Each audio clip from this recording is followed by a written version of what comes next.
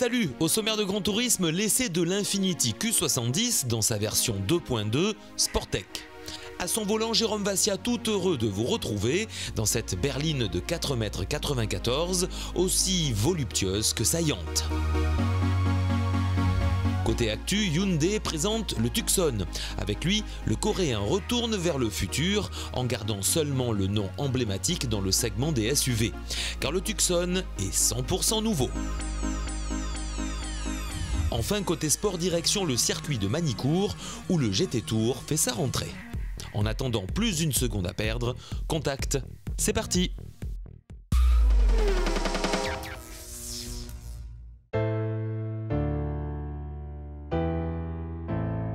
Ne l'appelez plus jamais M. Aujourd'hui, le M laisse la place à Q. Plus précisément, Q70, une belle et grande berline haut de gamme, au caractère si ambitieux qu'elle peut aller chercher les rênes germaniques de la catégorie. Cette Infiniti Q70 S, alors S pour Sportec, est vraiment très massive, plutôt impressionnante. C'est vraiment un gros gabarit. Moi, ce que j'aime beaucoup, c'est la face avant, très travaillée. Alors peut-être un peu trop, mais franchement, le regard, c'est vraiment très impressionnant. J'ai l'impression qu'elle me regarde quand je la vois arriver. C'est très rigolo, avec un bouclier très travaillé aussi, un peu à l'image de la Formule 1. On peut voir des détails qui s'en rapprochent. Alors, particularité aussi, c'est un véhicule diesel de série et on est équipé d'origine avec des jantes en 20 pouces. C'est énorme. Elle est vraiment très longue. C'est une super berline, comme je vous le disais. Ce qui me choque un petit peu, c'est pour bouger toute cette masse, eh bien, c'est seulement un 2 litres de diesel. On va voir si ça suffit.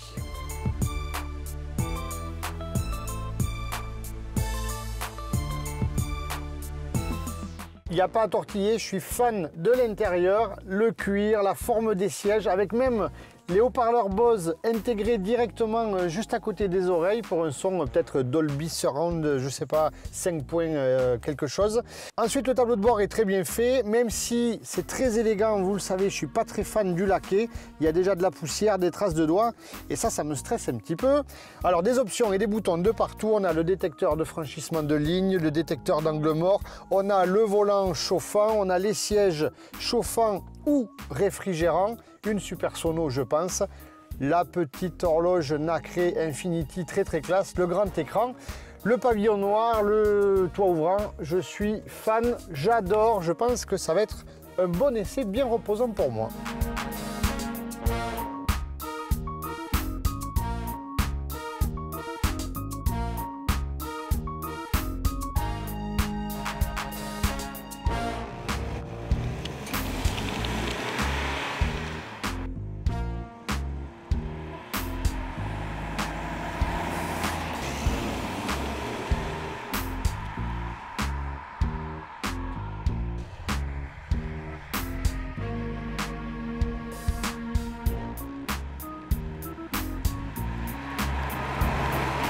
Alors, c'est la classe. Quand j'appuie sur le bouton Start, le volant descend, le siège reprend le réglage que j'avais défini au préalable, ce qui facilite l'accès et la sortie du véhicule. Ça, c'est un bon point. Concernant l'utilisation quotidienne, un petit point faible sur la visibilité au niveau du pare-choc avant. En fait, il y a deux grosses ailes très proéminentes. On a du mal à voir où s'arrête le capot, où sont les pare-chocs, et pour les manœuvres en ville, c'est un peu compliqué. Alors c'est en partie solutionné avec les options, la liste des options. Vous avez la caméra 360 degrés, donc en fait, vous pouvez voir en permanence où est placé votre véhicule par rapport à la chaussée par exemple. Ensuite, ce petit bip qui peut vous aider, alors on va le faire ici. Donc le petit bip, c'est le détecteur de franchissement de ligne blanche si jamais vous vous endormez ou si vous oubliez de mettre le clignotant pour doubler.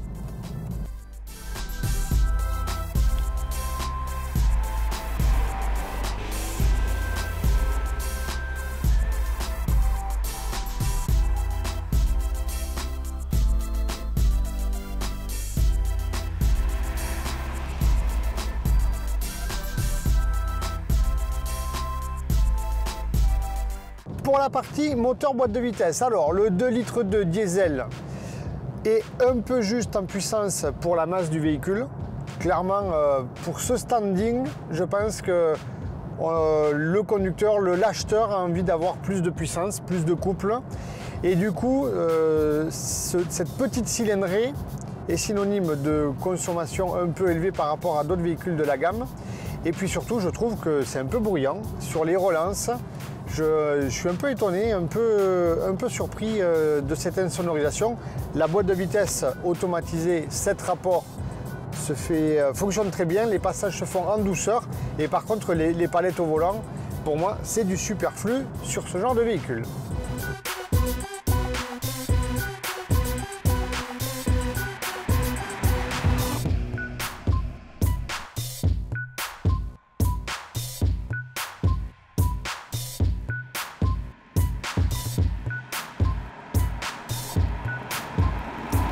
Pour la partie châssis, rien à redire, c'est très confortable, ça tient très bien la route, très peu de roulis, un freinage excellent. Et pour quand même lancer une petite pique à Infiniti, je pense que le rayon de braquage est un peu juste.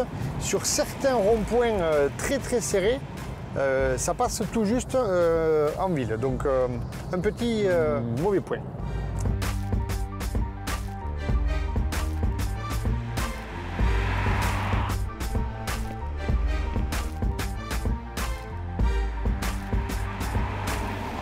Tout de suite, je vous laisse avec la suite de Grand Tourisme, la rubrique Actu, la rubrique Sport, et moi je continue à me balader. Ciao!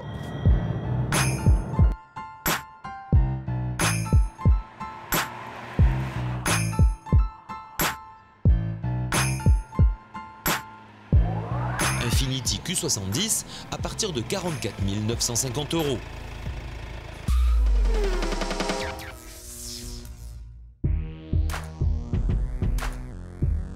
Hyundai s'est fait connaître dans les années 2000 par ses SUV. À l'époque, ceux-ci répondaient au nom de villes proches de la frontière avec le Mexique, comme le Santa Fe. Plus tard, en 2004, il y a eu le Tucson, ainsi va le temps. Après, le phénomène de mode se tourna vers des lettres et des chiffres. Dernier en date, l'IX35, et comme la vie est un éternel recommencement, le constructeur coréen applique parfaitement cet adage. La preuve aujourd'hui avec le nouveau Tucson, une sorte de retour vers le futur où tout est nouveau, mis à part le nom qui lui reste gravé dans les mémoires. Alors ce Tucson ressemble-t-il à l'un de ses prédécesseurs ? Pas du tout, car avec 6 cm de plus en longueur, 3 en largeur, le voici devenu grand avec une longueur de 4,47 m pour 1,85 m de large. D'autant plus que son empattement subit lui aussi la foudre, comme dans le film, avec 2,67 m. Idem pour le coffre qui prend 43 litres, soit au total 513 litres. Des chiffres d'accord, mais ce que recherche en premier l'acheteur se résume au design, au look. Alors, dans ce domaine, l'équipe européenne, basée en Allemagne, n'a pas lésiné sur les moyens. Une calandre hexagonale valorisante à forte personnalité qui deviendra sans aucun doute la signature stylistique de la marque dans un futur proche.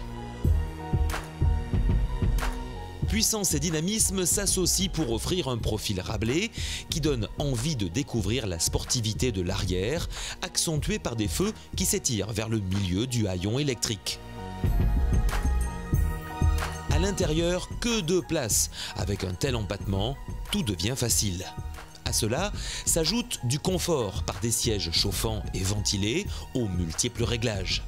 Mais aussi la praticité avec 1503 litres de volume disponible suivant la configuration.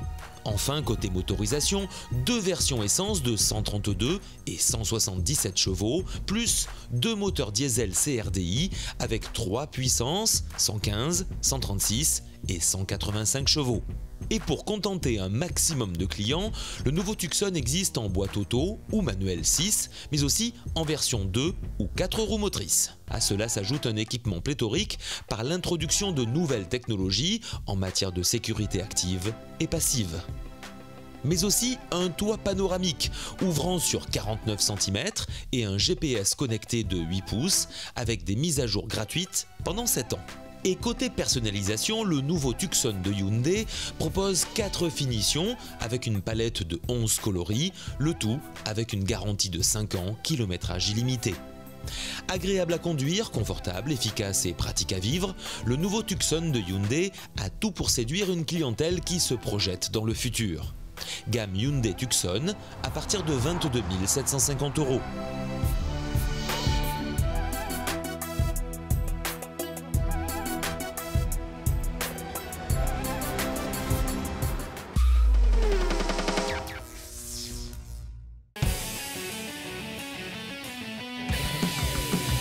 Retour de vacances pour le GT Tour avec une rentrée studieuse sur le circuit de Manicourt. Parti en pole position, Olivier Pernot prend le meilleur départ au volant de la Porsche IMSA Performance Matmut, suivi de Nicolas Misselin et sa Porsche stratégique.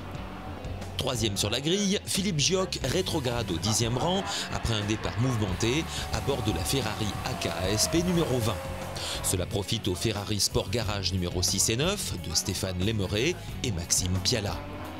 Après 1h30 de manche parfaitement maîtrisée, le team IMSA Performance Matmut coupe la ligne d'arrivée en vainqueur, Dumez, Narak, Pernot, reprenant les commandes du classement général pour un petit point. Lors de la deuxième course du week-end, l'auteur d'une troisième pole consécutive, avec l'Audi Sébastien Loeb Racing numéro 3, Mike Parisi, se fait griller la politesse par Dino Lunardi au départ.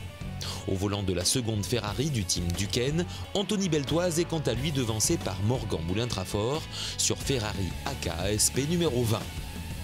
Peu après la mi-course, Gilles Duquesne se fait percuter violemment par Tony Samon qui, a semble-t-il, connu un problème au freinage.